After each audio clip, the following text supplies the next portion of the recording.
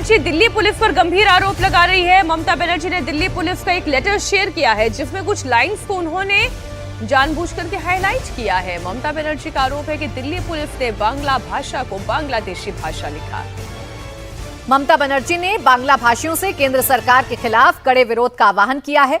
ममता बनर्जी का कहना है कि गृह मंत्रालय के अंडर आने वाले दिल्ली पुलिस बंगाली को बांग्लादेशी बता रही है। बंगाल के सीएम ने लिखा है कि जिस भाषा को संविधान ने मान्यता दी उसे बांग्लादेशी बताया जा रहा है। ये भारत के सभी बांग्ला भाषा बोलने वालों का अपमान है।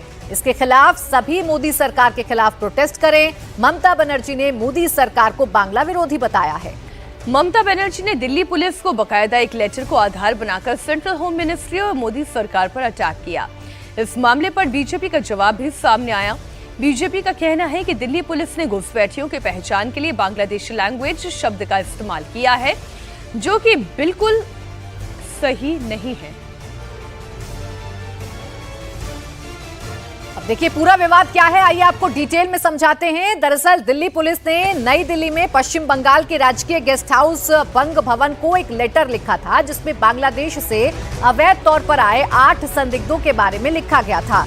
लेटर में लिखा था कि भारत में अवैध तरीके से रह रहे 8 बांग्लादेशी नागरिकों को गिरफ्तार किया गया है। इनके पास से बरामद डॉक्यूमेंट्स बांग्लादेशी भाषा में हैं। ऐसे में आगे की जांच के लिए बांग्लादेशी भाषा का एक ट्रांसलेटर उपलब्ध कराया जाए।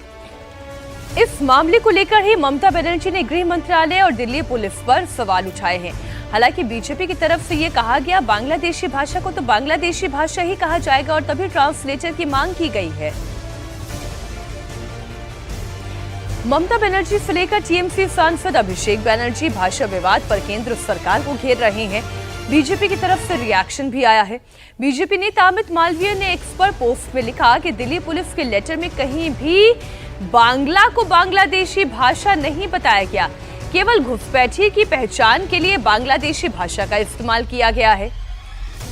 अब बीजेपी नेता का तर्क है कि बांग्लादेशी भाषा भारतीय बांग्ला से बिल्कुल अलग है और लेटर में बात घुसपैठियों की भाषा की हो रही है। ममता बनर्जी के विरोध को लेकर अमित मालवीय ने लिखा कि बंगाल से केंद्र के खिलाफ आवाज उठाने का आह्वान गैर जिम्मेदाराना है।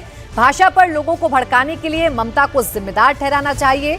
नेशनल सिक्योरिटी एक्ट के तहत भी ममता बनर्जी माहौल खराब करने के लिए जिम्मेदार होंगी। और अभी अभी एक बड़ी खबर आ रही है उत्तर प्रदेश के हापुड़ से, जहां पर 2 पक्षों में जमकर मारपीट हुई। घर बनवाने को लेकर यह विवाद शुरू हुआ था और देखते ही देखते लाठी डंडे चलने लगे। मौके पर पहुंची पुलिस ने कई लोगों को हिरासत में लिया है। मारपीट का ये वीडियो सोशल मीडिया पर जमकर वायरल हो रहा है। आप देखिए गली में इतनी हाथापाई हो रही है, जमकर एक दूसरे को घसीट रहे हैं, पीट रहे हैं और महिलाएं भी पीछे नहीं हैं।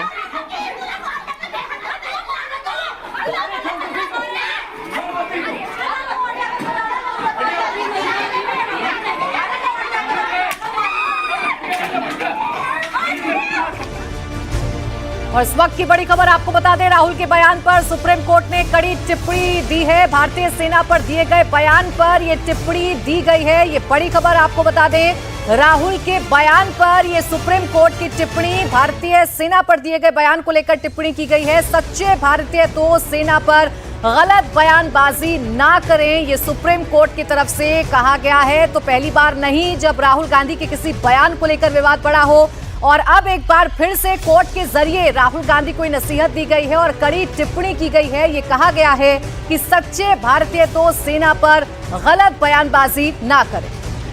हमारे सहयोगी अतुल भाटिया जुड़ गए हैं इस खबर पर। सुप्रीम कोर्ट को ऐसे कहने की नौबत क्यों आई, क्यों राहुल गांधी की एक बार फिर से कोर्ट ने स्कूलिंग कर दी है, जरा ये बताएं क्या कहा था राहुल गांधी ने जो सुप्रीम कोर्ट को ये बयान देना पड़ा।